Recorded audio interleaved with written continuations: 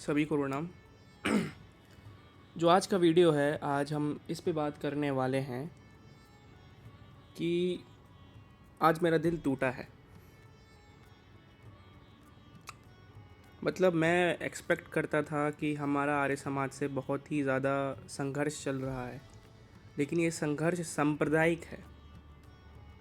ये संघर्ष धार्मिक नहीं है। एक धर्म दूसरे धर्म से नहीं लड़ रहा, बल्कि एक ही धर्म के लोग एक दूसरे संप्रदायों से लड़ रहे हैं, जिसमें ये जो फीलिंग होती है दूसरे वाली संप्रदाय वाली, इसमें कम से कम जो दूसरे संप्रदाय जिससे संघर्ष चल रहा होता है उसमें ये होता है थोड़ा सा कि उससे लगाव भी होता है।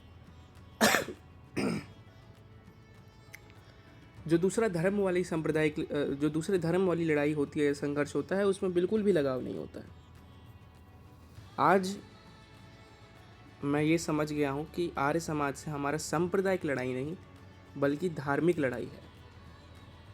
आर्य समाज के लोगों ने आज मेरा दिल तोड़ा है। आज मैं इसके ऊपर बात करने वाला हूँ कि कैसे आर्य समाज के आचार्यों ने, विद्वानों ने, जिनको मैं प्रणाम करता हूँ, इज़्ज़त करता हूँ उनकी, बहुत टाइम से उनको सुनते आ रहा हूँ, एज अ स्कॉलर उनकी बहुत रिस्पेक्ट करता हूँ। उन्होंने एक ऐसी चीज़ बोली है जो मेरे दिल को बहुत ज़्यादा छुई है और बहुत बुरा लगा है, और उनसे आग्रह करता हूँ कि ऐसे बातों को प्लीज़ ना बोलें। उन्होंने ये बोला है कि भगवान राम मोह माया में फंसे हुए हैं। उनका ये कहना है कि भगवान राम जो थे, जब थे तब मोह माया में थे, और राम कृष्ण दोनों मोह माया में थे, और यहाँ तक कि उनकी मुक्ति तक नहीं हुई है। वैसे तो पौराणिक सिद्धांतों के अनुसार भगवान राम और कृष्ण सदैव मुक्त हैं, सदैव थे। लेकिन 2 मिनट के लिए आर्य समाज अगर सिद्धांत को कोई हिंदू मान भी लेता है, तो वो कम से कम भगवान राम के लिए जो भगवान राम की मर्यादा है और भगवान कृष्ण की जो मर्यादा है, उसके बाहर जाके नहीं सोचता है। ये तो नहीं सोचता है कि कोई ऐसा सिद्धांत मानना पड़ जाएगा आर्य समाज में आके कि जिसमें राम जी को ही और कृष्ण जी को ही एक ऐसा इंसान समझना पड़ता है जो कि मोह माया में लिप्त है। भगवान कृष्ण कहते हैं मोह माया से निकलो, भगवान कृष्ण बोलते हैं मोह माया छोड़ो, लेकिन भगवान कृष्ण आर्य समाज के विद्वानों के अनुसार स्वयं मोह माया में फंसे हुए हैं। तो भगवान कृष्ण जो बोलते हैं और जो करते हैं, उन दोनों में कोई लिंक नहीं है, बल्कि विरोधी बातें करते हैं, विरोधी चीज़ करते हैं। आचरण बिल्कुल भी आचरण को अपनाते नहीं हैं। और उनकी मुक्ति भी हुई होगी तो शायद 3-4 जन्म बाद या 2-3 जन्म बाद हुई होगी। इस प्रकार का जो वक्तव्य है ये मेरा नहीं है। आचार्य विवेकानंद जी परिव्राजक, जो कि बहुत सम्मान से मैं इनका नाम ले रहा हूँ, आचार्य हैं बड़े, लेकिन मुझे इनकी बात बिल्कुल भी ठीक नहीं लगी है। इन्होंने ये बोला है कि भगवान कृष्ण का, भगवान राम का मुक्ति ही नहीं हुआ है, बल्कि अब हो गया होगा शायद, लेकिन उस टाइम पे नहीं हुआ था। मतलब कि जिस टाइम पे भगवान कृष्ण और भगवान राम ने देह त्यागा था, उस टाइम पे उनकी मुक्ति नहीं हुई होगी, बल्कि सामान्य पुरुष की तरह या योगी की तरह उन्होंने अगला जन्म लिया होगा। इसका प्रमाण मैं आपको ग्रंथ दे रहा हूँ। ये ग्रंथ है उत्कृष्ट शंका समाधान, स्वामी विवेकानंद जी परिव्राजक जी का। और इसमें देखिए क्या लिखते हैं। इसमें एक शंका आती है, महाभारत के युद्ध में कृष्ण और अर्जुन के द्वारा सैकड़ों लोगों को वध करने के पश्चात उनको मोक्ष प्राप्त हुआ होगा कि नहीं।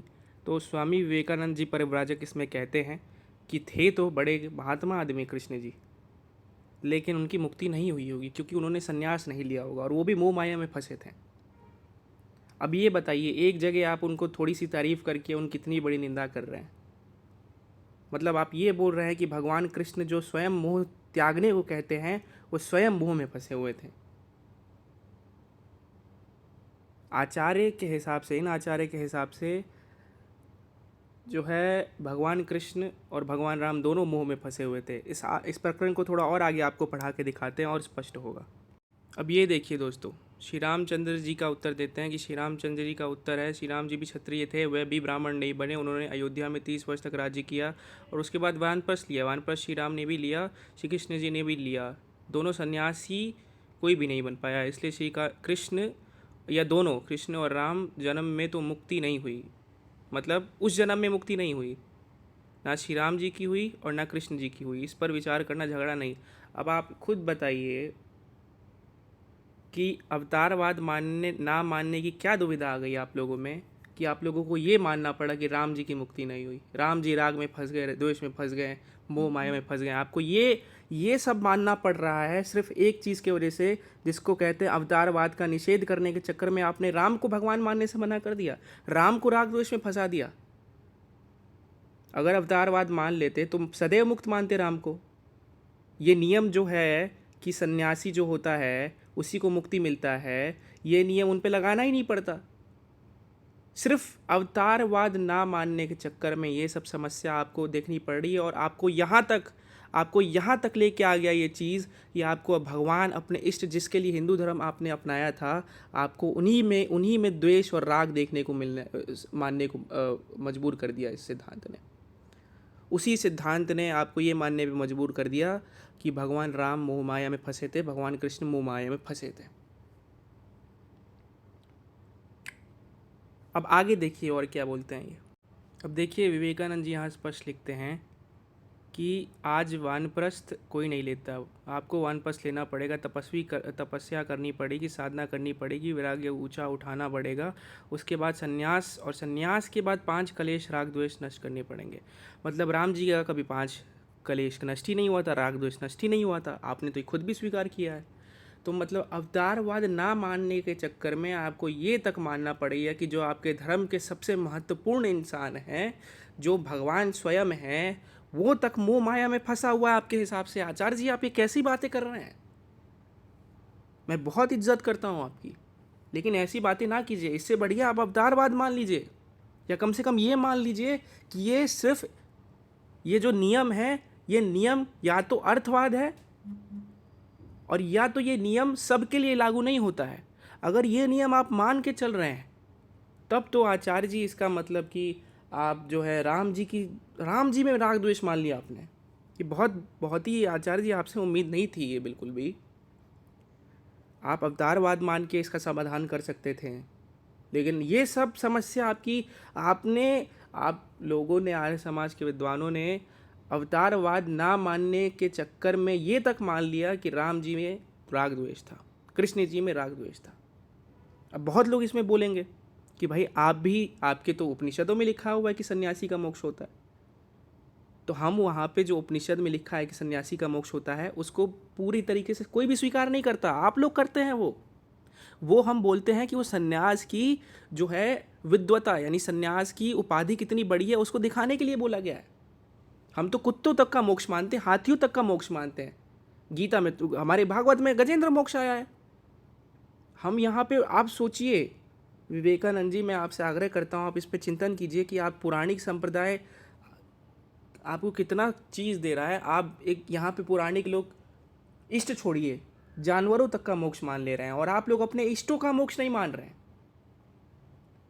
उसमें आप बोल रहे हैं कि वो मोक्ष नहीं हो सकता क्योंकि उन्होंने संन्यास नहीं लिया। अरे वो श्रुति जो है उसका अर्थ अलग तरीके से भी हो सकता है। अगर भगवान राम इस धर्म के सबसे बड़े महत्वपूर्ण पुरुषोत्तम हैं और सबसे महत्वपूर्ण जो है मनुष्य हैं, तो अगर कोई नियम इनके महत्वपूर्णता को कम करती है तो उस नियम का हम समन्वय करने का प्रयास करेंगे, या राम जी के ही मर्यादाओं में जो है उन्हीं में दोष देखने लग जाएंगे। ये कोई तरीका नहीं है आचार्य जी। अब बहुत लोग बोलेंगे ये तो मैं मिस इंटरप्रिटेशन कर रहा हूँ, तो मैं इसमें आचार्य जी का वीडियो भी चला देता हूँ, आप वीडियो से ही देख लीजिए। स्पष्टीकरण के लिए मैं उनका वीडियो चलाऊँगा और आप सारे देखें जाके, पढ़ लीजिएगा। बोलिए।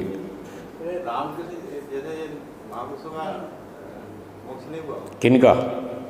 श्री राम जी, श्री कृष्ण जी। बता दूं? झगड़ा तो नहीं करेंगे? मुझे डाउट है लोग झगड़ा शुरू कर देते, बात को समझते नहीं। और अरे आप कैसे कह रहे हैं राम जी का मोक्ष नहीं हुआ?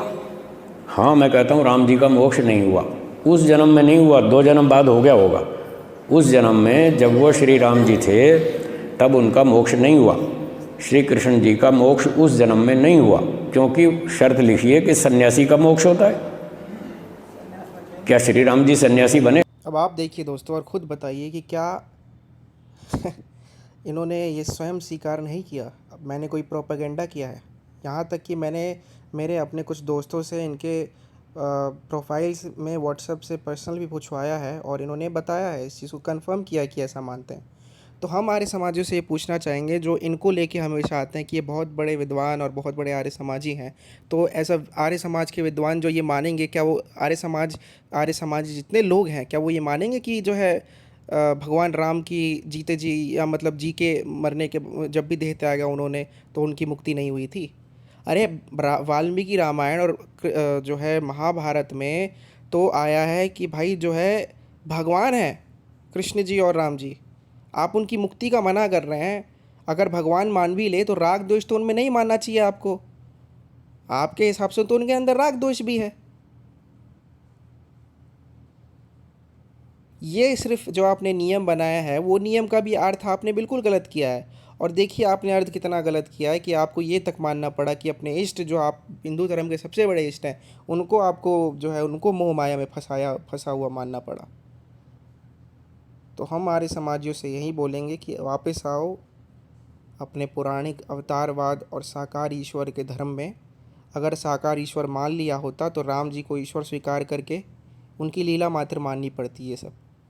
और ये जो नियम है कि सन्यासी का ही मोक्ष होता है, ये राम जी पे लगता ही नहीं कभी, क्योंकि राम जी सदैव मुक्त थे। क्योंकि ब्रह्मसूत्र का कहना है लोकवत्तु लीला कैवल्यम, भगवान सिर्फ लीला करने के लिए आए थे।